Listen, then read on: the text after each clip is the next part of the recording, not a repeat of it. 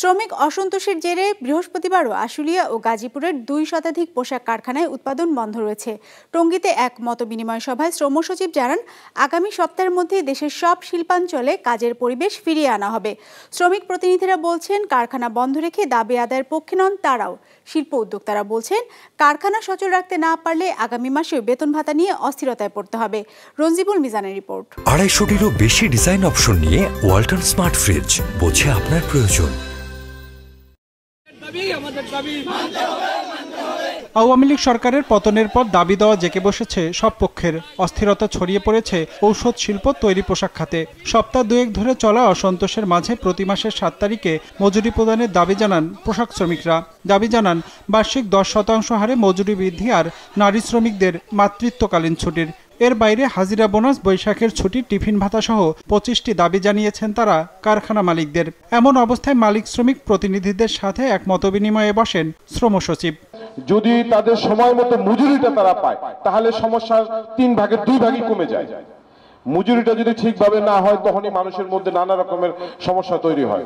গেল এক বছরে 260 থেকে 270টি তৈরি পোশাক কারখানা বন্ধ হয়েছে বিভিন্ন জটিলতায়। ফলে গেল 2023-24 অর্থ বছরে পোশাক খাতের প্রবৃদ্ধি হয়েছে মাত্র 3.7%। এমনটি জানানো হয় সংবাদ সম্মেলনে।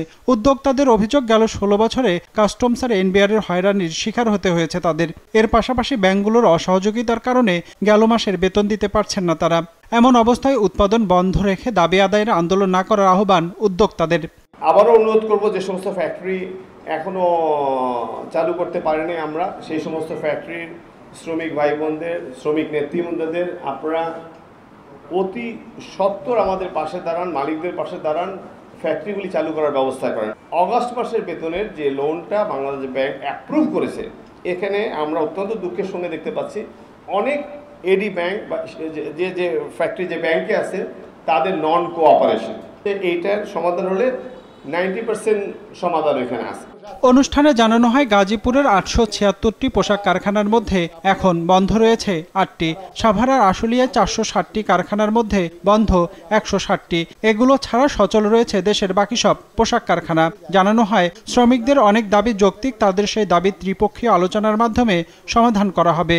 এ সময় আগামী সপ্তাহের মধ্যে দেশের সব শিল্পাঞ্চলের কাজের পরিবেশ ফিরিয়ে আনার কথাও জানানো হয় অনুষ্ঠানে। অনেকগুলো দাবি দেওয়া আছে, সেটা পুরোপুরি যৌক্তিক দাবি। সেখানে অনেকগুলো দাবি দেওয়া আছে, যেটি এখানে মালিক পক্ষ আছে, তারা যদি আরেকটু সচেতন হয়, সেই দাবি দেওয়া মেনে নেওয়া যায়। আবার এখানে অনেকগুলো দাবি আছে, আমরা আমাদের নেতৃবৃন্দের কাছে শুনব। এটি আসলে কোনোভাবেই যে একদম ঠিক এই মুহূর্তে বাস্তবায়ন করা বা এটা কিন্তু ওইভাবে যৌক্তিক না। আইনের কিছু ম্যান্ডেট আছে। আমাদের যে ত্রিপক্ষীয় আলোচনা হবে, সেটা আমরা ত্রিপক্ষ মিলেই কিন্তু আমরা এটা ঠিক করবো। এটা এমন না যে আমি কালকেই করতে পারবো, তো এটা একটা ডিসকাশনের মাধ্যমে হবে।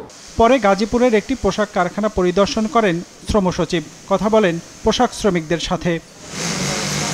রঞ্জিবুল মিজান, বিজনেস রিপোর্ট, মাছরাঙা টেলিভিশন।